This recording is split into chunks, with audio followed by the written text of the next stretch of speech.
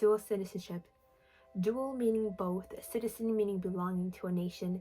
It's the beauty of being both, yet ignoring the realities that it actually holds. Allowing you to belong to both countries, the opportunity to live separate lives if you choose. It's like being Hannah Montana without the big paycheck, living day to day with your body being in one place and your mind and heart in another. Imagining how different your life would be if you switched between the other countries, not knowing if it's either a blessing or a curse or both. Trying to save and advocate for issues you see in one place while living an ocean away. Educating yourself on matters that happen abroad and then switching yourself to educate others. It's being both the educator and the student. Reiterating what you learn to others while violently taking notes on how to assimilate. Don't speak about this, do that, wear this, pronounce it that.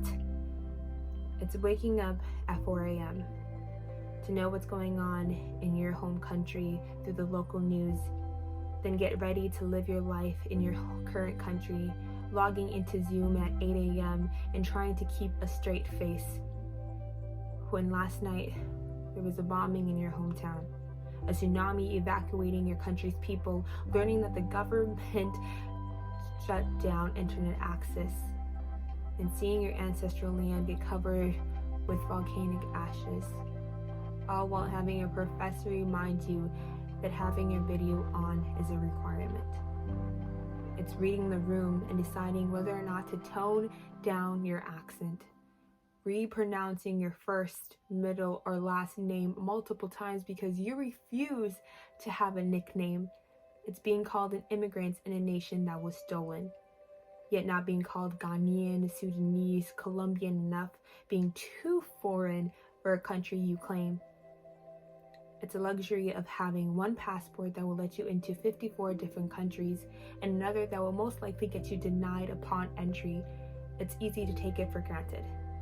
To be of one nation yet live in another, easily forgetting how being a citizen of one country can impact your future. In Africa alone, there are several countries that do not allow dual citizenship, meaning opportunities can either increase or decrease depending on how your president treats another country, holding power to where you are able to visit next. The process alone for Africans to visit the US on a visa is harder than most countries. It's hard to enjoy being a citizen of both when half of your family don't have the option of visiting, investing thousands to only hope that everything will work out, praying that the lawyer fees won't exceed your bills, that the interview goes well, or the visa lottery will somehow grant you some luck. You then put a lot of pressure on yourself to excel because you know you can't take this opportunity for granted. Having to remind others that opening borders is not an invitation to your enemies.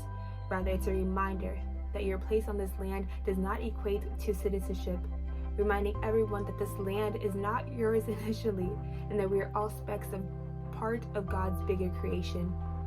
So who are you to deny entry? Halt opportunities, tell me where I belong when we are all specks of the broader earth. So let's erase citizenship for a bit.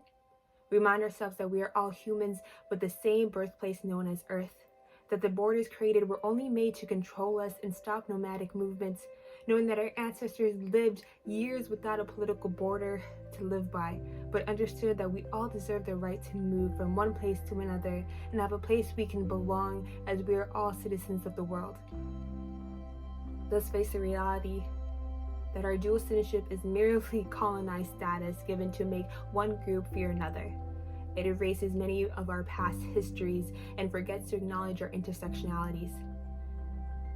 Being one but belonging to many, so dual citizenship, what does it mean to represent both but belong to none? The reality of it isn't as cute as your Instagram picture. It's a beautiful idea to belong to both, but if the opportunity is only given to a few, then what power does it actually hold?